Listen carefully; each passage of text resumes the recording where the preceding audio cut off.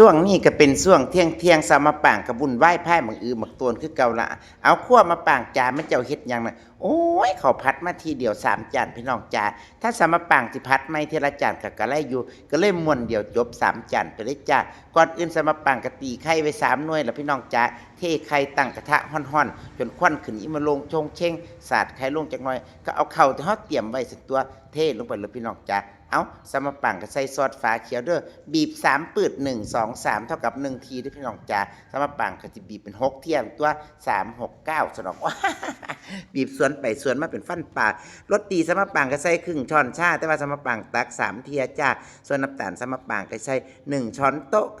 กับ1 ปลายช้อนก็นับ3แล้วพี่น้องจ้าคูณ3เข้าไปจ้าส่วนแป้งนัวมักก็ใส่บ่มักก็บ่ใส่ได้สมาปังก็ใส่ไป3 ช้อนชาเจ้าค่ะเอาคนคุเร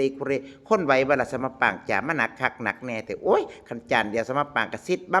บสะบัดกระทะง่ายอยู่ดอกพี่น้องจ่าช่วงนี้ขอสะบัด2 มือก่อนจ้าเพราะว่าถ้าบ่สะบัดกระทะมันยังที่พี่น้องจ่าเข่าติดกระทะถึงตัวถ้าเข่าติดกระทะมันก็จะไม่กินเหม็นใหม่เอาซิดโอ้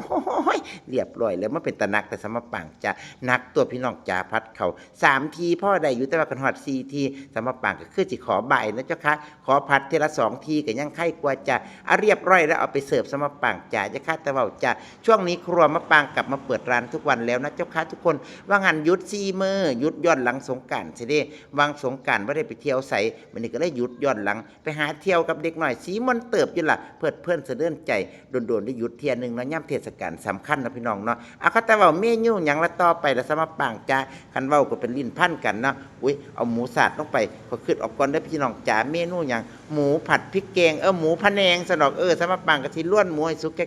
70%ซั่นเด้เสร็จแล้วสมะปางก็จะตามด้วยถั่วผักยาวกับพริกชี้ฟ้าใบมะกรูดคนคุเร่2-3 เที่ยกระทะก็บ่ต้องห่อนแห้งดอกกลางๆแล้วพี่น้องจ้าบ่ห่อนแห้งติดสมะปางจ้ามาคนอิมรงชงเจงออเดอร์มันหลายพี่น้องจ้าก็เลยใส่ไฟแห้งจักหน่อยมันก็จะได้เสร็จเร็วเนาะแต่ว่าก็ต้องชำนาญในการใส่ไฟเดือดพี่น้องจ้าว่าแต่มันสิใหม่ก่อนเด้ได้เวลาปรุงแล้วสมะปางเอาเครื่องแกงใส่ปรุงก็บ่มีหยังหลายดอกใส่น้ำมันหอยครึ่งช้อนโต๊ะซั่นเด้แป้งนัวไปเยาะนึงน้ำตาลอีกช้อนนึงช้อนหยังละสมะปางจ้าซ่อนซ่าสักตัวมันเป็นตะเข้มเถอะบ่เข้มสมะปางตัดกะทิลงไปจักหน่อยนึงตัดหัวกะทิลงไปถ้าเป็นพะแนงสมะปางสิตัดกะทิได้พี่น้องจ้าแต่ถ้าเป็นผัดพริกแกงสมะปางก็จะตัดนมข้นคาร์เนชั่นนะเจ้าค่ะมันก็จะให้เทคเจอคนละรสอยู่ดอกอันนี้มันก็สิมันเนาะกับมันคือกันละว่าแต่ว่ามันคนละรสจ้ะ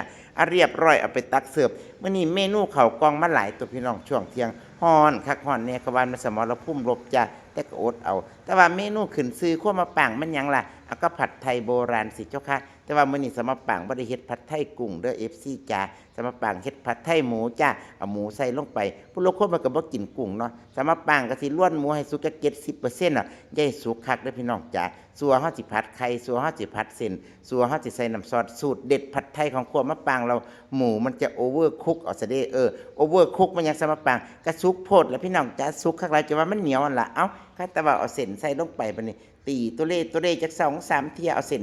ใส่ไปเทแรกคือจังส่งหน่อยเอาเติมเส้นไปอีกน้อยนึงขาดบ่ได้ก็คือกุ้งแห้งกับเต้าหู้ซั่นตัวผัดไทยโบราณนะพี่น้องจ้าพ่นกระทะฮ้อนๆจัก2-3 บาทปิ้นบึ๊บปิ้นหน้าปิ้นหลังบ่ให้เส้นมันติดตามด้วยซอสผัดไทยสูตรเด็ดที่ครัวมะปางทำไว้เจ้าค่ะควันมาลงชงเข่งว่ามันใกล้สิได้เดี๋ยวติสมะปางจ้าเริ่มแล้วจ้าเอาถั่วงอกใส่ลงไปเอาเส้นฮ้อนๆเฮามากบซิดหน้าซิดหลัง2-3 เตียซิดดูว่ามันหยังได้พี่น้องจ้าย่ำน้ำซอสผัดไทยใหม่เติมด้วยใบกุ้ยช่ายแล้วก็พร้อมตักเสิร์ฟเจ้าค่ะผัดไทย